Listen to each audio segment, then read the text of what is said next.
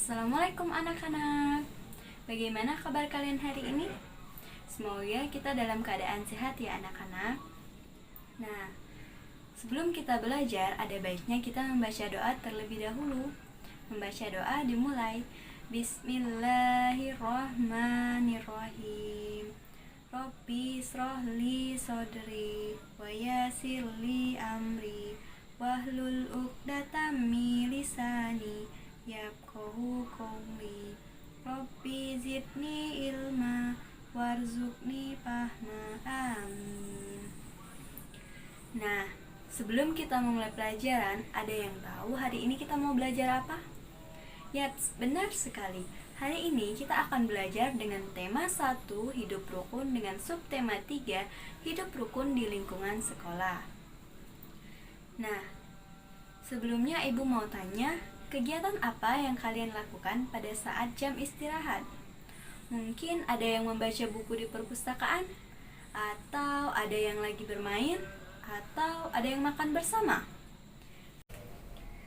Nah, dari ketiga contoh yang telah Ibu sebutkan tadi itu merupakan hidup rukun yang ada di lingkungan sekolah kita. Nah, ada yang masih belum tahu apa itu hidup rukun? Hidup rukun merupakan hidup saling menghargai, saling menghormati, dan saling menyayangi antar sesama manusia. Dalam hal ini, hidup saling menghargai, menghormati, dan saling menyayangi yang ada di lingkungan sekitar kita. Pagi itu, ibu menyiapkan bekal untuk dibawa Udin ke sekolah. Ibu menyuruh Udin untuk berbagi dengan teman di sekolahnya. Bagilah bekalmu dengan teman-teman, ya Din. Baik, Bu. Mengapa kita sebaiknya berbagi dengan teman, Bu? Tanya Udin. Berbagi menunjukkan sikap rukun. Bawalah tempat bekalmu kembali, ya. Setelah mendengarkan penjelasan dari ibu, kemudian Udin mengerti. Salah satu contoh hidup rukun di sekolah ialah dengan berbagi dengan teman. Berbagi dengan teman merupakan pengamalan Pancasila, sila kedua, kemanusiaan yang adil dan beradab. Saat ibu menyuruh Udin untuk berbagi kepada temannya, ibu menggunakan kalimat perintah. Kalimat perintahnya adalah, bagilah bekalmu dengan teman-teman, ya Din.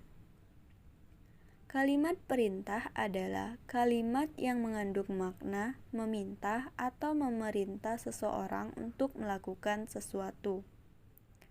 Pada kalimat perintah, ada penambahan lah pada kata kerjanya. Di akhir kalimat perintah diberikan tanda baca, yaitu tanda seru. Dan ketika pengucapan kalimat perintah, harus mengatakannya dengan sopan. Nah, seperti itulah cara membuat kalimat perintah. Udin dan teman-teman belajar di sekolah. Selain waktu belajar, ada juga waktu istirahat. Waktu istirahat dapat digunakan untuk berbagai hal. Ada yang bermain, berbincang, atau saling bercanda dengan teman. Udin dan Beni beristirahat di bawah pohon rindang. Mereka menikmati bekal makanan dari rumah bersama-sama. Udin dan Beni saling berbagi bekal makanannya sesuai dengan pesan ibu. Berbagi merupakan pengamalan Pancasila, sila kedua, kemanusiaan yang adil dan beradab. Saat waktu istirahat selesai, Udin dan teman-teman semuanya masuk ke kelas. Ibu guru menyuruh anak-anak untuk masuk dengan tertib. Masuklah ke kelas dengan tertib. Seperti itulah cara ibu guru menyuruh anak-anak untuk masuk ke kelas. Pada kalimat perintah terdapat penambahan kata la, dan di akhir kalimat terdapat tanda seru, serta pengucapannya dengan sopan. Saat semua anak-anak masuk ke kelas dan rapi, ibu guru meminta Udin untuk memimpin doa sebelum belajar. Berdoa sebelum belajar merupakan pengamalan Pancasila, sila ke-1, ketuhanan yang Maha Esa. Nah, di sini ada beberapa contoh kalimat perintah. Lengkapilah kalimat berikut menjadi kalimat perintah. Yang pertama, titik-titik ke kelas setelah bel berbunyi. Jawabannya, masuklah. Yang kedua, titik-titik kebersihan kelas. Jawabannya, jagalah. Yang ketiga, titik-titik pintu setelah masuk ke dalam ruangan. Jawabannya, tutuplah. Yang keempat, titik-titik buku-buku di rak agar terlihat rapi. Jawabannya, tatalah atau rapikanlah. Yang kelima, titik-titik sampah pada tempatnya. Jawabannya, buanglah. Buanglah sampah pada tempatnya. Pada saat jam olahraga, Pak Guru menyuruh anak-anak untuk berada di lapangan. Mereka akan belajar lari berpasangan. Udin dan teman-teman sangat senang ketika akan bermain lari berpasangan. Saat mereka mulai lari berpasangan, tiba-tiba mereka terjatuh karena gerakan kakinya tidak kompak. Mereka sama-sama merasakan sakit, namun mereka tidak saling marah. Edo dan temannya saling bermaafan. Saling memaafkan dapat menjaga persatuan dan kesatuan.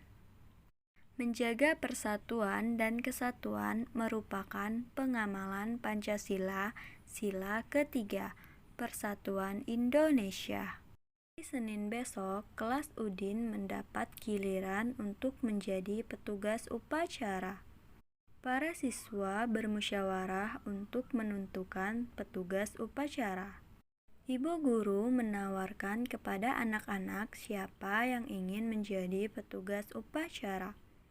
Siapa yang mau menjadi petugas upacara?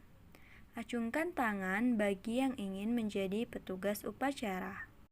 Tata cara ketika dalam bermusyawarah, jika berpendapat harus mengacungkan tangan dan berbicara dengan sopan. Musyawarah merupakan pengamalan Pancasila, sila ke-4, kerakyatan yang dipimpin oleh hikmat kebijaksanaan dalam permusyawaratan perwakilan.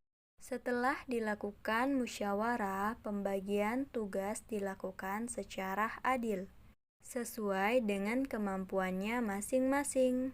Pembagian tugas secara adil merupakan pengamalan Pancasila, sila ke-5.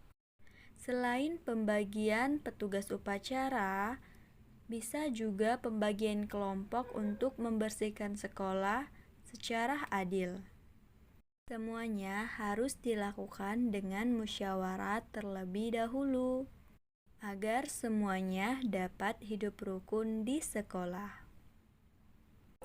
Nah anak-anak, itulah tadi penjelasan mengenai hidup rukun yang ada di sekolah kita. Nah, semoga penjelasan ini bermanfaat untuk kita semua. Saya akhiri, wassalamualaikum warahmatullahi wabarakatuh.